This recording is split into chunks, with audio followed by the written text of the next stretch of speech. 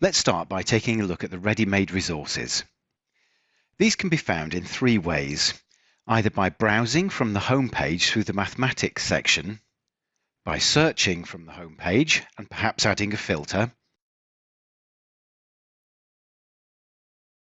or by using the curriculum mapping documents in the teachers area.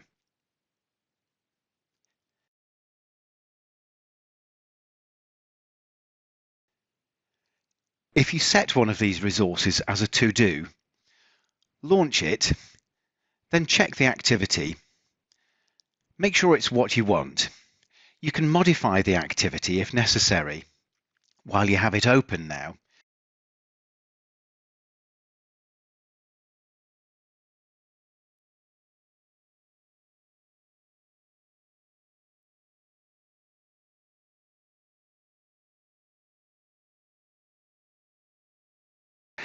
and then to set it as a to-do, your modified version that is, you can click in the upper left corner, click the menu here, select Share, save it if it needs to be saved, perhaps in a shared area on your Purple Mash so other teachers can access it.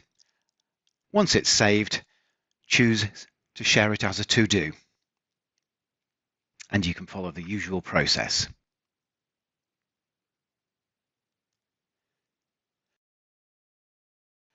You'll find a wide range of activities in here, quizzes, completion activities, and the icon on the activity gives you a clue of the type of activity it is.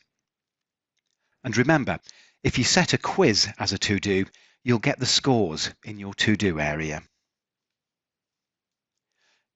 Now let's move on and take a look at a selection of quizzes that we have. From the home page, I'm clicking into the mathematics area and then clicking onto quizzes. These have been created to align with the White Rose mathematics materials. You can set them as they are, or you can edit them before setting. To edit a quiz, you need to launch it and then press the stop button at the top. This takes you into editing mode. To find out more about editing a quiz, click on the video icon in the upper right corner and it will show you all the different question types and how to use them. I often prefer not to use typed answer question types with younger children as the variety of spellings can make these very hard for the computer to mark. And as before, if you customize any of these quizzes, you can set it as a to-do by clicking the purple menu in the top left, click Share, save your customized version, and then once it's saved, select the Share as a to-do from the menu and continue as a normal to-do. By setting any of these quizzes, you will get the scores listed and they can be seen by clicking the View Data button on your to-do.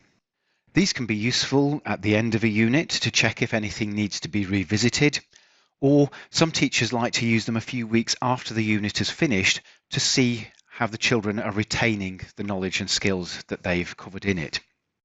We also have plenty of games in the games section which cover number concepts. I'm going to cover these more deeply in a different video all about games, so if you want to find out more, please look at that separate video in this section.